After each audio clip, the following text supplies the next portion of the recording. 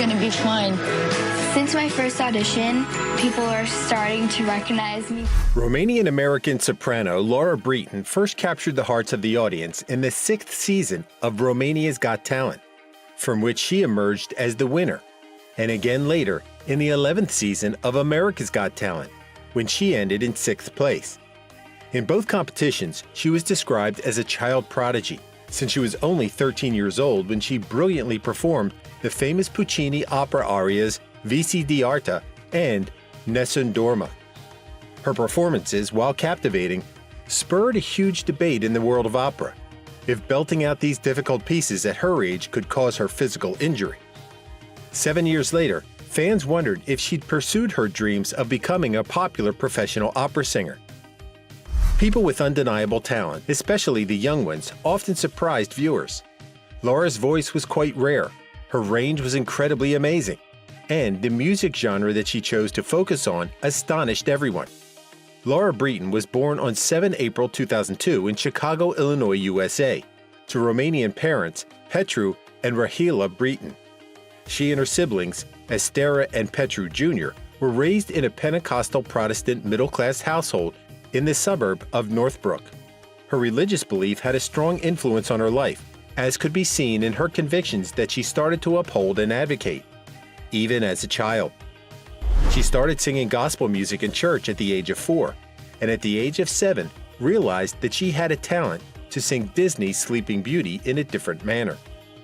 However, it was only when she was 11 that she discovered that her voice was highly appreciated by people who heard her sing. Laura's mother was her biggest influence, as she introduced the young Laura to pop singers with supreme vocal ranges. Though she wasn't a singer, she loved listening to Celine Dion, Mariah Carey, etc. I've also started researching and listening to artists like Celine. However, when she was a bit younger, she preferred singing Christian songs. Laura shared in an interview that she taught herself to sing opera, and also found it weird that as a young teen, it was the genre that she became accustomed to. She said that it just happened, and she didn't even know that what she was singing was opera. Initially, she learned everything from watching YouTube, and then at the age of 12, started to take voice lessons from Nicole Roman, a professional vocal coach and a Romanian lyric artist from the Chicago Symphony Orchestra. From then on, her love for classical and timeless music developed into a passion, and she enjoyed singing operas, especially those that were written by her favorite composers, Giacomo Puccini and Andrew Lloyd Webber. Laura's grandfather grew tired of watching her win in local amateur singing competitions, especially Super Top Dog and Stars of Tomorrow in 2014, and encouraged Laura to join the reality television talent competition Romania's Got Talent in 2016.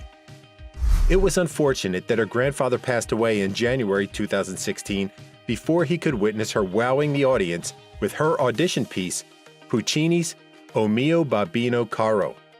One of the judges, Florin Calinescu, immediately stood up mesmerized after Laura had sung just the first line.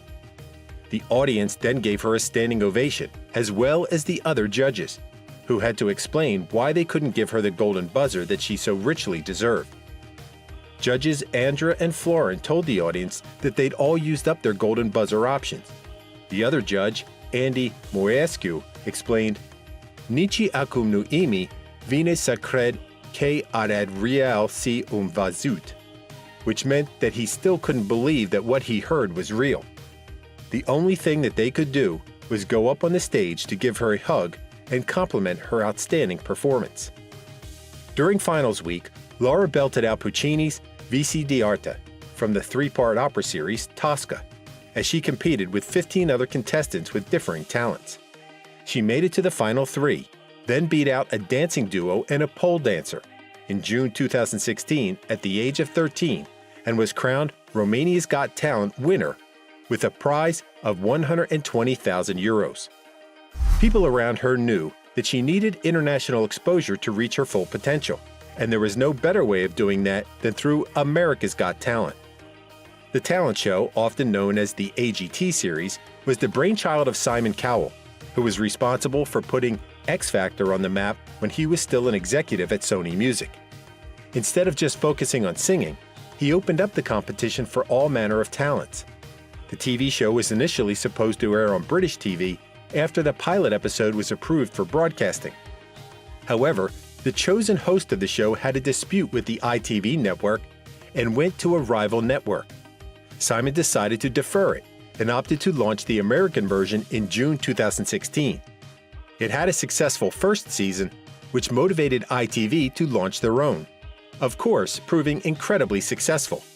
In May 2023, the 18th season of AGT premiered with a new set of talents.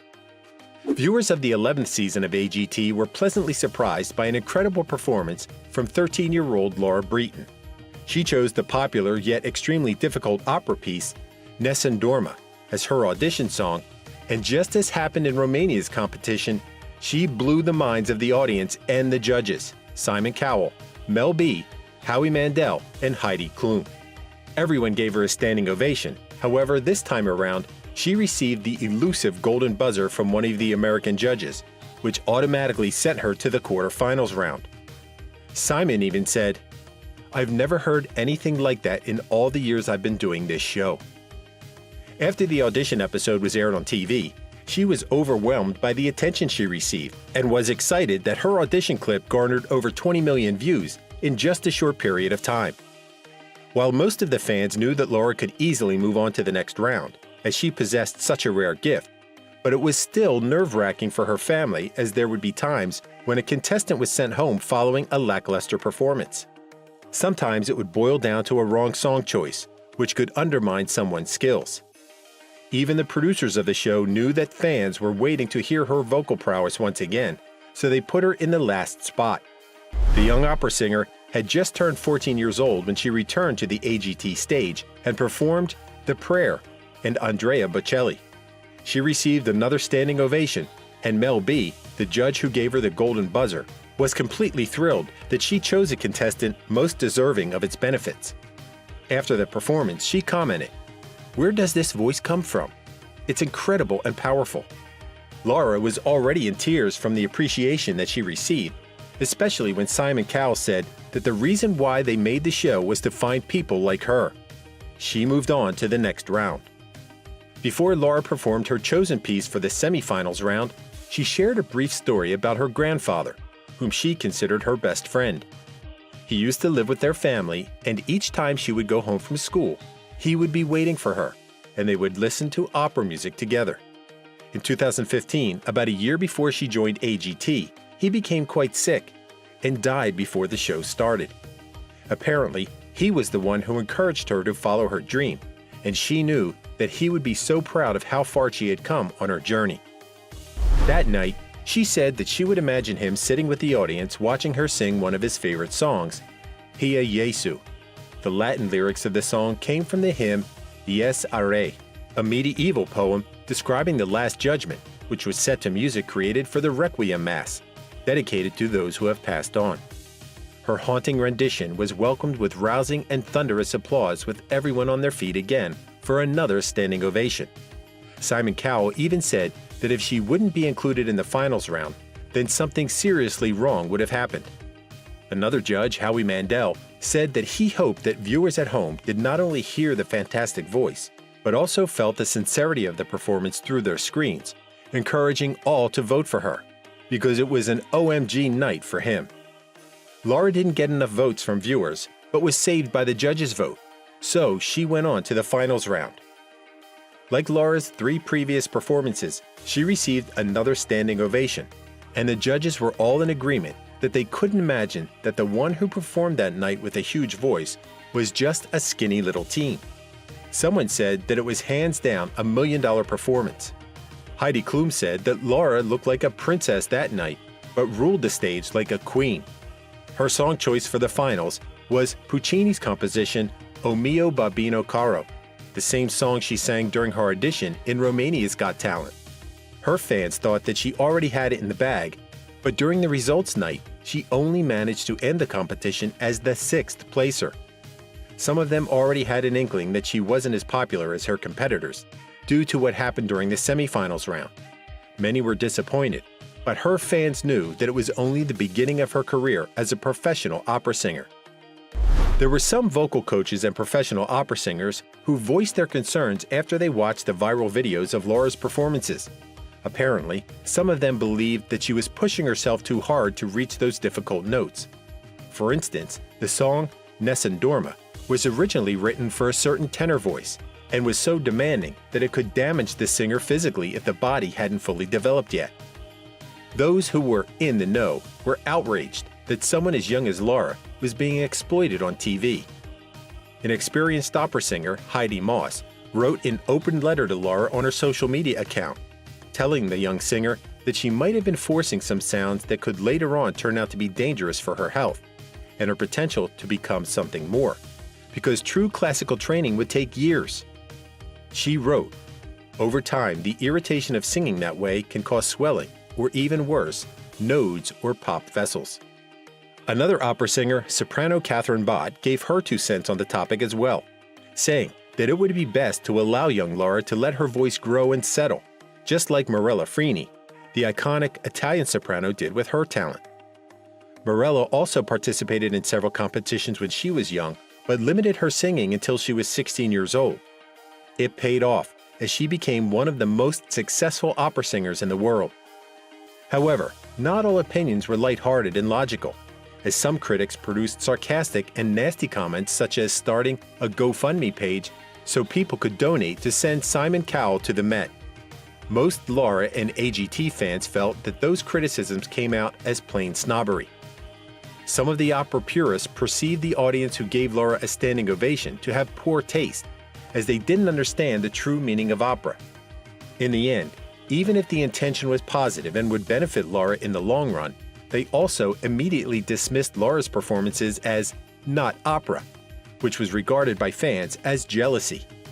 Some people said that if only these critics welcomed the new opera enthusiasts, even those uneducated ones, with open arms, then this genre would gain more fans instead of haters. With a great support system, people need not worry about how she dealt with not being the winner, as she took everything in stride, and her faith in God Almighty strengthened even more. Not winning AGT wasn't the end for her singing career, as Laura became busier with many invitations for interviews and performances, not only across the US, but internationally as well. She went to Rome to perform just a month after AGT, the start of traveling to various cities, performing in music festivals and featuring in concerts of popular artists including David Foster, Chris Botti, Yuruma, and Jose Carreras. She even landed a major role in the short film An Aria for Albrights, which was an entry for a film fest.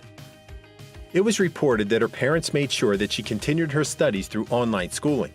Laura posted photos on her Facebook account in June 2020 of herself dressed in a toga and holding her certificate from Alpha Omega Academy, a classic Christ-centered school, with a huge smile on her face as she held a car key. Her fans assumed that she was given a vehicle as a gift. In March 2021, she released an album of 9 songs entitled World I See, a mix of contemporary and classical music. She featured guest artists such as the Tenors for the song Believe and Alberto Urso for Miracoli, and co-wrote the music and the lyrics of the title song. All songs on the album were made available digitally through major music streaming sites, and a physical album could also be purchased. In 2022, she had over 1 million streams from 176 countries on Spotify. As for those who worried about her voice when she was singing arias when starting in the business, she only had this to say: "We shouldn't underestimate someone because of how young they are, but by the way they work and the time they invest in doing what they do." Her team had been planning for her to release a new album that would feature Italian classics and original music. In between her travels and performances, Laura had been busy writing and recording songs. She knew that it would take a long while before her new album would be finished, so she released a single entitled Higher Place, in which she again co-wrote the lyrics and music. To celebrate her 21st birthday in April 2023, she released a version of the Christian song entitled Via Dolorosa. Fans can listen to it through various social media and streaming platforms. Clearly, this career is anything but over. Quite the opposite. Thank you for spending some time with us. Make sure to like and subscribe so you never miss another video. We also handpicked these videos which we recommend you watch next. You can talk to us on all social medias or ask a question in the comments below. Thank you for being with us, and we'll see you back tomorrow.